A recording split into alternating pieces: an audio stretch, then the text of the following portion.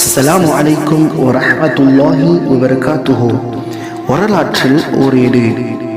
அன்றொரு நாள் இரவு மக்கா மாநகரில் நாயகம் ஸல்லல்லாஹு அலைஹி வஸல்லம் அவர்கள் உறங்கிக் கொண்டிருந்தார்கள். திடீரென அங்கு வானவத் தலைவர் ஜிப்ரீல் அலைஹிஸ்ஸலாத்து வஸ்ஸலாம் அவர்கள் வருகை தருகின்றார்கள். யா ரசூலல்லாஹ், அல்லாஹ் உங்களை சந்திப்பதற்காக வேண்டி அழைத்து வரச் சொல்லியுள்ளான் என்றார்கள். நாயகம் ஸல்லல்லாஹு அலைஹி வஸல்லம் அவர்களை ஜம்சம் கிணறு இறக்கும் இடத்துக்கு அழைத்து சென்று நபி ஸல்லல்லாஹு அலைஹி வஸல்லம் அவருடைய நெஞ்சை பிளந்து கல்வை ஜம்சம் தீயினால் சுத்தப்படுத்தினார்கள். ஞானத்தை கொண்டும் ஈமானை கொண்டும் நிரப்பி மீண்டும் அதை இடத்தில் பொருத்தினார்கள் ஜிப்ரீல் அலைஹிஸ்ஸலாத்து வஸ்ஸலாம் அவர்கள்.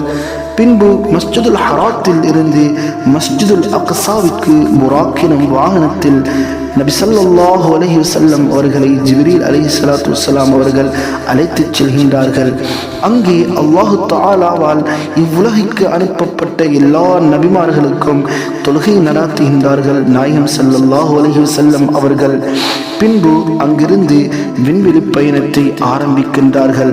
முதலாவது வானத்தை அடைகின்றார்கள். அங்கே வானத் கதவு தட்டப்படுகின்றது. யார் வந்திருக்கின்றார்கள் என்று கேட்கப்படுகின்றது. அல்லாஹு தஆலாவுடைய ஹபீபாகிய நாயகம் ஸல்லல்லாஹு அலைஹி வஸல்லம் அவர்கள் தான் வந்திருக்கின்றார்கள் என்று கூறப்பட்டதும் கதவு திறக்கப்படுகின்றது. அங்கே நபியுனா ஆதம் அலைஹிஸ்ஸலாத்து வஸ்ஸலாம் அவர்களை சந்திக்கின்றார்கள். அதே போன்று 7 வானங்களிலும் பல நபிமார்களை சந்திக்கின்றார்கள். 7வது வானத்தில் உள்ள மலாய்க்காமார்களின் இறையில்லமான பைத்துல் மஅமூரையும் கடந்து நாயகம் ஸல்லல்லாஹு அலைஹி வஸல்லம் அவர்களும் ஜிப்ரீல் அலைஹிஸ்ஸலாத்து வஸ்ஸலாம் அவர்களும் சிதறத்துல் முன்தஹா எனும் இடத்தை அடைகின்றார்கள்.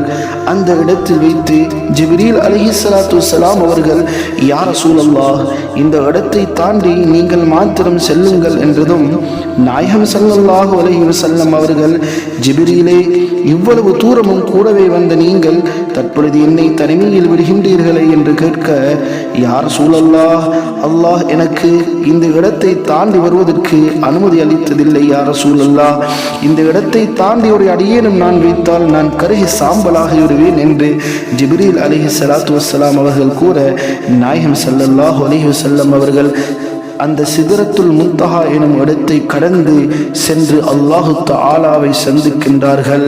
சந்தித்து அல்லாஹு தஆலா அந்த பயணத்திலே தொழுகையை பரிசாக வழங்குகின்றான்.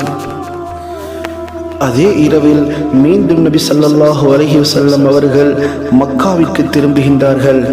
இந்த வரலாற்று சம்பவத்தை வரலாற்றாசிரியர்கள் ரஜபு